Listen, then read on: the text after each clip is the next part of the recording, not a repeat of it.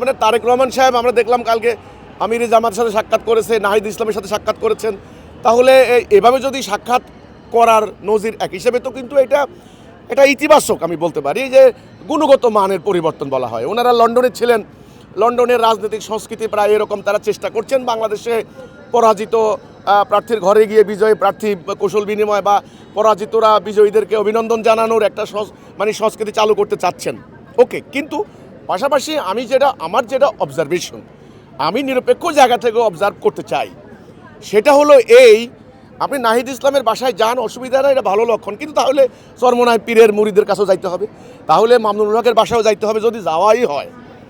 বরং আমি মনে করি একজন প্রধানমন্ত্রী যিনি হতে যাচ্ছেন, ওনাকে অত্যন্ত মেরুদণ্ড সোজা করে, ওনাকে মাথা উঁচু করে শক্ত একজন শাসকের ভূমিকা, আমি কিন্তু স্বৈরাচারকে ইঙ্গিত করছি না, মানে শক্ত রাষ্ট্র পরিচালক কিন্তু মায়ের কোল না, এটা কিন্তু শাসক। যেমন আমাদের যেমন সংসারের পিতা যেমন খুবই মানে শক্ত অবস্থান না নিলে কিন্তু সংসারটি মানে শান্তিপূর্ণ হয় না, ঠিক তেমনি তো তারেক রহমান সাহেব এই জিনিসটা উনি করবেন।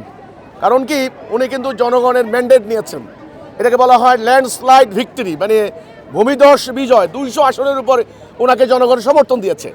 তো কাজে গত 1.5 বছর ধরে চলা নানান ধরনের অসঙ্গতির বিরুদ্ধেই মানুষ কিন্তু ভোট দিয়েছে। তো কাজেই উনি কিন্তু চাইলে বাসায় আমন্ত্রণ করে তাদের জন্য ভালো আয়োজন করতে পারতেন।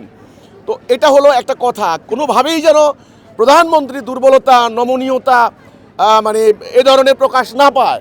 তাহলে কিন্তু ওরা, এটা বাংলা একটা কথা আছে, লাই পাইলে লাই, যদি লাই পায়, যদি বুঝতে পারে যে আমাদের প্রধানমন্ত্রী তো নরম মানুষ, তাহলে কিন্তু খবর আছে। কারণ যেই চলমান রাজনীতি, যারা বিরোধী দলে আছেন তারা কিন্তু কোমর শক্ত করে বসে আছেন যে চলমান বর্তমান যে সরকার, এই সরকারকে সফল হতে দিবে না, সাফল্যমণ্ডিত হতে দেবে না, এরকম একটা মনোভাব নিয়ে তারা বসে থাকবে। সেজন্যে হ্যাঁ, ওনারা গিয়েছেন, ভালো কথা, বাট প্রধানমন্ত্রীকে আমি বলবো আগামী দিন শক্ত অবস্থানে থাকতে, এটা আমার দাবি হবে, এ হলো কথা।